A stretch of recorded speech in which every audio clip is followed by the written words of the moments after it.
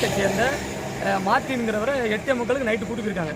கூட்டு போய் நேராக ஸ்டேஷன் கூட்டு போகாமல், ஏன்னா இப்போ இந்த சிபி விசாரணை நடந்துக்கிட்டு இருக்கனால ஸ்டேஷன் கூட்டு போகாமல் நேரடியாக என்ன பண்ணியிருக்காங்கன்னா நம்ம குடியிருப்பு பகுதி, காவலர்கள் இருக்கும் குடியிருப்பு பகுதியில் ஒரு ரகசிய இடத்துல கொண்டு வச்சு 2 நாள் அடிச்சிருக்காங்க.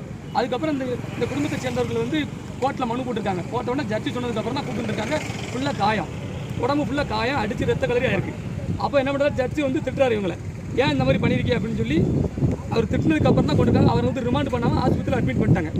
இப்போ ஆஸ்பத்திரியில் அவர் படுகாயத்தோடு போராடிக்கிட்டு இருக்காரு. அவர் மூச்சு விட முடியல, பேச முடியல, மோத்திரம் போயிட்டு 3 பிள்ளைகள் வச்சு. அதாவது நான் என்ன கேட்கணும்னா, ஒரு தவறு பண்ணாமனா கோர்ட் இருக்கு சொல்லுங்க, தவறு பண்ணாலும் கோர்ட் இருக்கு. இப்போ அப்போ இந்த ஆட்சியில் ஆமாம் இந்த மாதிரி வந்து நடந்துக்கிட்டே இருந்துச்சுன்னு வைங்களேன், அப்போ இந்த ஆட்சிக்கு கெட்ட பேர் வருமா வராதான்? நான் எல்லா காவலரையும் சொல்லலை, இந்த மாவட்டத்தோட எஸ்பி வந்து அவர் பொறுப்பேற்ற நாளிலேருந்து மிக சிறப்பாக செயல்பட்டு இருக்காரு. அதில் எந்த ஒரு மாற்றம் இல்லை. ஆனால் அவருடைய பெயருக்கு இந்த மாதிரி நற்பெயரை வந்து களங்க ஏற்படுத்தணும்னு சொல்லி இந்த மாதிரி ஒரு சில காவலர்கள் வந்து செயல்பட்டு இருக்காங்க. இது வந்து வன்மையாக கண்டிக்கத்தக்கது. இந்த இந்த இந்த மார்ட்டின் அவர்கள் பிரச்சனையில் மாவட்ட எஸ்பி அவர்கள் வந்து இவர்களை பணி நீக்கம் செய்யலாம், இதில் சம்மந்தப்பட்ட எஸ்ஐ அந்த ராஜா உள்பட இவர் அளவரி வந்து பணி நீக்கம் செய்யலை அப்படின்னா ஒட்டுமொத்த மக்களையும் ஒன்று திரட்டி தொடர் போராட்டம் நடத்திக்கிட்டே இருப்போம். மாவட்டத்தில் சட்ட ஒழுங்கு பிரச்சனை ஏற்படக்கூடாதுன்னு சொல்லி தான் நாங்கள் எல்லாம் எல்லாருமே இது வரைக்கும் அமைதியாக இருக்கோம்.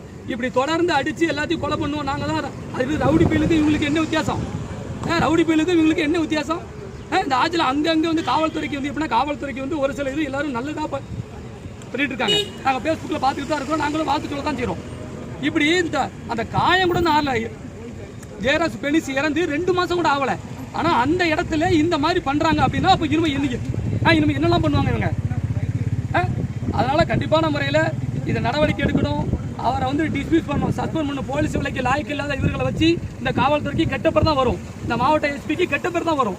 இவர் என்ன நல்லது செஞ்சாலும் அது கெட்ட பேர் தான் வரும். அதனால் இம்மிடியட்டாக இவர்களை வந்து டிஸ்மிஸ் பண்ணணும், பணி நீக்கம் பண்ணணும். அப்படி பண்ணலை அப்படின்னா கண்டிப்பான முறையில் நாங்கள் மக்கள் பரத்தி ஒன்று திரட்டி நாங்கள் டைம் கொடுப்போம்.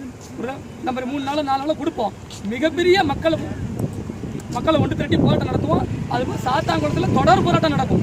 அதில் எந்த ஒரு மாற்றம் இல்லை. நான் இசக்கிராஜா.